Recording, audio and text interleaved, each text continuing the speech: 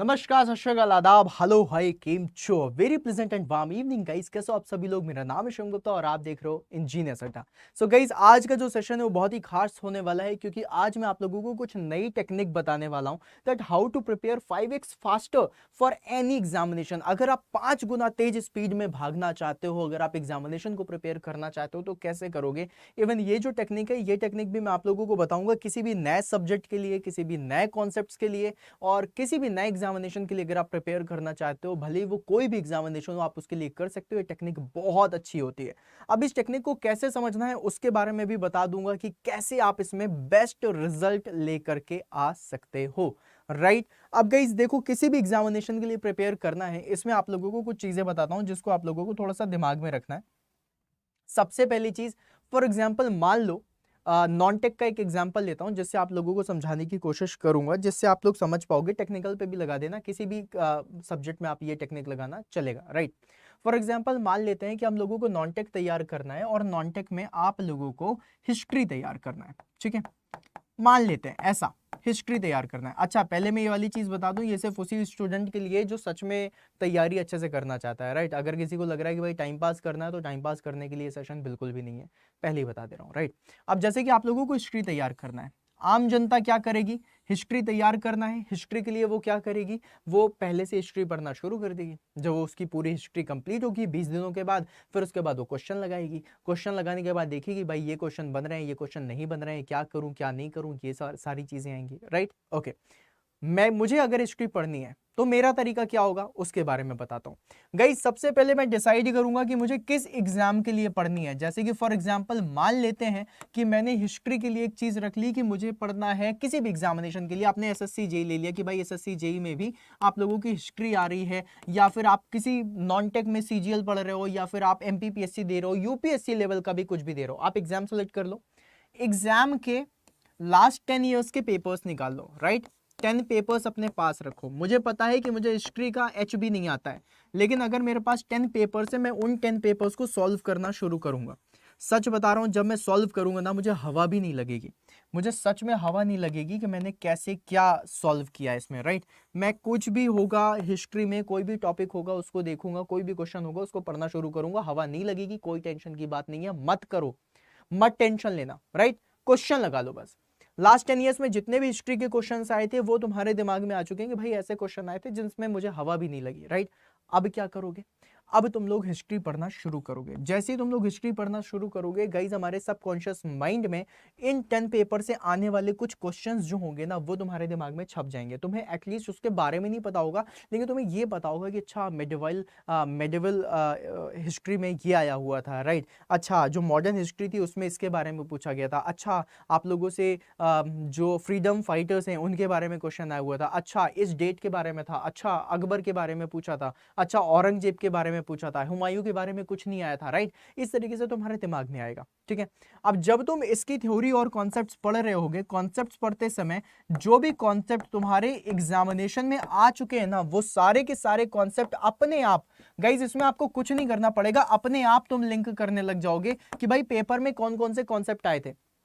जैसे ही तुम्हारे पेपर में कॉन्सेप्ट तुम्हें दिखाई देंगे ना कि अच्छा यार औरंगजेब का भी कोई क्वेश्चन आया था जो मैंने छोड़ दिया था, लेकिन औरंगजेब मुझे याद है। राइट, तो जब तुम कॉन्सेप्ट पढ़ रहे होगे और औरंगजेब का टॉपिक आ रहा होगा ना, तुम्हारा दिमाग अपने आप एक्टिव हो जाएगा और तुम उसमें बहुत अच्छे से देखोगे यार इसका एग्जामिनेशन में क्वेश्चन आया हुआ था, इसको थोड़ा ध्यान से देख लेता हूँ। राइट, तो जब भी कभी मैं किसी भी एग्जामिनेशन के लिए देखता हूँ, जैसे कि फॉर एग्जाम्पल मान लो तुमने तो ये हिस्ट्री का एग्जाम्पल लिया है, मैं तुम्हें किसी एक टेक्निकल सब्जेक्ट का एग्जाम्पल देता हूँ, प्रोडक्शन। बहुत सारे स्टूडेंट्स हैं जिनको प्रोडक्शन भूल जाती है या फिर याद नहीं होती क्योंकि बहुत बड़ा सब्जेक्ट होता है। आप प्रोडक्शन की क्या करो, लास्ट 10 ईयर्स के क्वेश्चन देखो।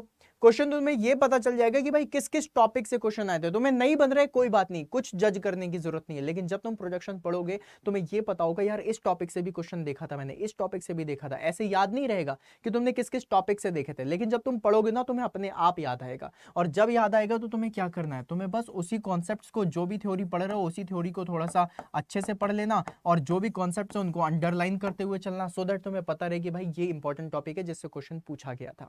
अब इसके बाद एक बार तुमने पेपर लगा लिया जिसमें तुम्हें हवा भी नहीं लग रही थी, तुमने अब थ्योरी पढ़ ली, थ्योरी पढ़ने के बाद अब जब तुम पेपर में जाओगे ना, तो पेपर पढ़ते समय तुम्हें, मतलब पेपर सॉल्व करते समय तुम्हारे साथ पता है क्या होगा, पेपर पढ़ते समय तुम्हें वो सारी चीजें याद आएंगी जो तुमने हिस्ट्री में पढ़ी हुई है या फिर जो तुमने प्रोडक्शन या तुमने जिस भी सब्जेक्ट में पढ़ा है ना। अब तुम पेपर सॉल्व करोगे, तुमसे बहुत स्पीड में पेपर सॉल्व होगा, क्योंकि तुमने जब हिस्ट्री पढ़ी थी या फिर कोई भी सब्जेक्ट पढ़ा था, उस सब्जेक्ट को पढ़ते समय तुम्हारा जो सबकॉन्शियस माइंड था, उसमें वो क्वेश्चन तुम्हारे दिमाग में पहले से ही थे जिनके कॉन्सेप्ट तुमने अच्छे से पढ़े हैं। अब जब तुम वापस उन पेपर्स को लगाओगे ना, देखना कितना इजी तरीके से लगा लोगे। This is the first technique जिसको मैं बोलता हूं, जहां पर तुम लोग क्या करते हो, जहां पर तुम क्वेश्चन थ्योरी और क्वेश्चंस लगाते हो, जिसको हम लोग बोलते हैं QTQ, राइट। QTQ लगाना इज वेरी गुड। पहले क्वेश्चंस लगाओ, पता चलेगा किस टॉपिक से ज्यादा इंपॉर्टेंट क्वेश्चंस आ रहे हैं। जब तुम थ्योरी पढ़ोगे उस टॉपिक पे ज्यादा अच्छा ध्यान होगा, और फिर क्वेश्चंस लगाओगे, देख लेना कितना सही रिजल्ट आता है। ये करने की कोशिश करो। एक दिन करोगे मजा नहीं आएगा, 2 दिन करोगे मजा नहीं आएगा, लेकिन तीसरे चौथे दिन, 5वें दिन या फिर तीसरी चौथी बार, 5वीं बार में तुम्हें समझ आने लग जाएगा कि मैं क्या कहना चाह रहा हूँ, राइट। एक बार उसको करके देखो, तुम्हें बहुत मजा आएगा। This is the first technique जिसको तुम लोग यूज कर सकते हो, राइट। ओके, अब दूसरी टेक्निक आप लोगों को बताता हूँ, 5x फास्टर की ही है। अब इसमें 5 गुना ज्यादा तेज रफ्तार में अगर तुम लोगों को चलना है तो तुम कैसे चलोगे, इसके बारे में समझना, राइट। और इसको थोड़ा सा दिमाग में रखना, तुम्हें अपने आप ही सारी चीजें समझ में आएंगी। गाइस, जब हम रिवीजन करते हैं, जब हम रिवीजन करते हैं, रिवीजन करते समय बहुत सारे स्टूडेंट्स होंगे जो A to Z रिवाइज करते होंगे। जो चीज बन रही है उसको भी रिवाइज कर रहे हो, जो चीजें नहीं बन रही हैं उसको भी रिवाइज कर रहे हो, सब कुछ A to Z रिवाइज करते होगे, राइट। ऐसा कभी किया ही नहीं जाता। बेसिकली मैं ऐसा कभी नहीं करता। मैं सिर्फ रिवीजन उस चीज का करता हूं जो आपसे नहीं बनती। रिवीजन आपको किसका करना है, जो आपसे नहीं बनता, राइट। अगर आप लोगों ने सिर्फ उसी चीज का रिवीजन शुरू कर दिया जो याद नहीं रह रहा है, जो आपसे बन नहीं रहा है, समझ लो कि वही चीजें तुम लोग रिवाइज करोगे और वो चीजें आप लोगों से बनना शुरू हो जाएंगी। तो जो चीजें बनती हैं वो आज भी बनेंगी, वो एग्जामिनेशन में भी बनेंगी। जो चीजें आज नहीं बनती वो आज भी नहीं बनेगी और एग्जामिनेशन में भी नहीं बनेगी। So you have to make sure कि तुम लोगों को क्या करना है, उन चीजों का रिवाइज करना है जो चीजें तुमसे नहीं बनती। एक बार रिवीजन करोगे, 2 बार रिवीजन करोगे, 3 बार रिवीजन करोगे, देख लेना एक टाइम ऐसा आएगा जब तुम लोगों के पास ये जो आपसे नहीं बनता का कंटेंट है ना, ये बहुत कम हो जाएगा। रिवीजन 5x स्पीड में होगा। किसी भी सब्जेक्ट को उठाओगे, सिर्फ वो टॉपिक पढ़ रहे हो जो तुमसे नहीं बनता, जो इंपॉर्टेंट है। आप लोगों के हमेशा दिमाग में आएगा, भाई साहब जो नहीं बनता इसका रिवीजन करना है, जो इंपॉर्टेंट है उसका रिवीजन करना है। इंपॉर्टेंट क्या है, जो चीजें नहीं बनती। आप लोगों ने हमेशा नोटिस किया होगा, एग्जामिनेशन में वही क्वेश्चन आ जाता है जो आप छोड़ करके चले जाओ। हमेशा यही होता है, जो आप छोड़ करके जाते हो ना, वो क्वेश्चन आपको एग्जामिनेशन में जरूर दिखता है, बस वही पढ़ लो, राइट। जो दिमाग में आ रहा है कि यार इसको छोड़ देता हूं, इसको तो हमेशा पढ़ करके जाओ। ये बहुत इंपॉर्टेंट एक ट्रिक है जो हम हमेशा करते हैं, और ये होता भी है। आप लोगों ने फील भी किया होगा, मैं झूठ नहीं बोल रहा, आप लोगों ने फील किया होगा। मेरे साथ तो हमेशा ऐसा होता था, जो टॉपिक छोड़ के आता था उसी से क्वेश्चन रखा रहता था। तो अब मेरे दिमाग में आया कि जिस जिस दिमाग में जब भी कभी मुझे लगता था यार ये छोड़ देता हूं, इससे क्वेश्चन नहीं आएगा, उस टॉपिक को तो मैं जरूर पढ़ के जाता था, क्योंकि मुझे पता है कि भाई इसी से क्वेश्चन आने वाला है। ये आपकी गट फीलिंग बता देती है। तो जिसको आप लोग छोड़ के जा रहे हो उसको जरूर पढ़ के जाओ, ये बहुत इंपॉर्टेंट होगा आप लोगों के लिए। जो मैंने आपको तरीके बताए हैं उन तरीके पे वर्क करना शुरू करो। एक बार जैसे आप वर्क करोगे ना, आपको फील आएगा। और जब भी कभी फील आता है कमेंट बॉक्स में जरूर बताना कि हाँ जी सर ये वाली टेक्निक अच्छी है, इसमें मैं काम कर सकता हूँ। अब गाइज यहाँ पर एक चीज और भी है। देखो, जितनी भी टेक्निक्स मैं तुम लोगों को बताता हूँ, जितनी भी चीजें बताता हूँ, उन सभी चीजों के बाद मैं तुम लोगों को बैचेस के बारे में जरूर बताता हूँ। और ये मेरा धर्म भी है, और ये मेरी मतलब क्या बोलते हैं इसे, ये मेरी रिस्पॉन्सिबिलिटी भी है, सो दैट मैं तुम लोगों को अवेयर कराता रहूँ। जब हम लोगों ने क्वेश्चन किया, क्वेश्चन के बाद बेस्ट थ्योरी अगर तुम्हें पढ़नी है, QTQ में अगर तुम्हें बेस्ट थ्योरी पढ़नी है, तो बेस्ट थ्योरी पढ़ने के लिए तुम्हारे पास कोई सोर्स होना चाहिए ना। बस उसी सोर्स के बारे में आप लोगों को बताता हूँ। और गाइज, अगर तुम्हें उस सोर्स के बारे में जानना है तो तुम्हें पता है कि यहाँ पर जो सोर्स है वो बहुत सारे हैं।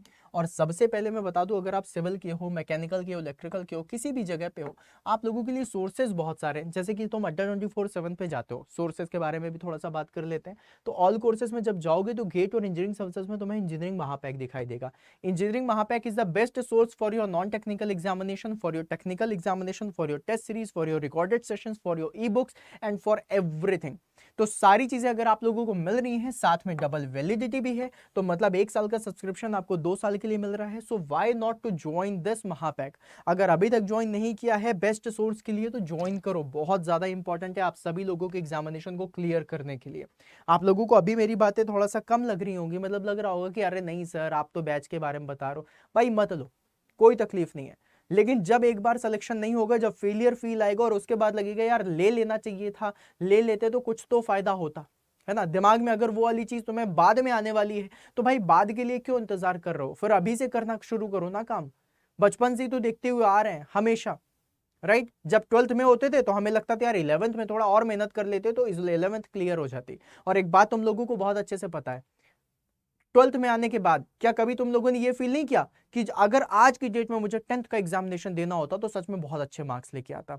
जब तुम इंजीनियरिंग में आ गए तो क्या तुम्हें ये नहीं लगा कि यार 12th वाले बच्चे क्या ही पढ़ रहे हैं, अगर मैं 12th में होता आज की डेट में तो मैं 12th में तो बहुत अच्छे नंबर लाता। सेम चीज होती है जब तुम आगे फ्यूचर में बढ़ते हो तो तुम पुरानी चीजों को सोचते हो कि यार अगर मैंने उस समय और अच्छी तैयारी करी होती तो अच्छा होता। तो भाई साहब जो पुराने एक्सपीरियंस है उसको क्यों बार बार रिपीट कर रहे हो, क्यों गलतियों को रिपीट कर रहे हो, अभी कुछ नया करो, कुछ एक्स्ट्रा करो। हमेशा याद रखो, बोलता हूं ना मैं कि भाई अगर तुम्हें कोई वो चीज चाहिए जो तुम्हें आज तक नहीं मिली, फिर तुम्हें वो सारे काम करने पड़ेंगे जो आज तक तुमने नहीं किए। तो वो सारे काम करना शुरू करो, और अगर नहीं किया है देन बिलीव मी, जब तक तुम वो सारे काम नहीं करोगे जो तुमने आज तक नहीं किए हैं, तो तुम्हें सिलेक्शन वो नहीं मिलेगा जो तुम्हें आज तक नहीं मिला है, राइट। तो कुछ चाहिए तो कुछ करना पड़ेगा। अब गाइज इस बैच में आप लोगों को सारी चीजें मिल रही हैं। This is one of the best batch, जहां पर आपको एआई का भी बैच मिल जाएगा, आरआरपी जेई का भी बैच मिल जाएगा, एसएससी जेई का बैच मिल जाएगा, जेकेएसएसबी का बैच मिल जाएगा, डीआरडीओ सेप्टम का बैच मिल जाएगा, जितने सारे बैचेस हैं जो अभी रनिंग में है। तो इन सारे बैचेस को एक साथ अवेल करना चाहे तो जाओ महापैक में खुद को एनरोल करो। मैजिकल कूपन कोड मैं आप लोगों को बता देता हूं, ये है Y166। क्या है? Y166। जैसे ही आप Y166 लगाओगे, Y166, आप लोगों को मैक्सिमम डिस्काउंट मिलेगा। तो आप इस तरीके से मैक्सिमम डिस्काउंट को अप्लाई करिए, 3600 रुपीज का ये बैच हो जाता है।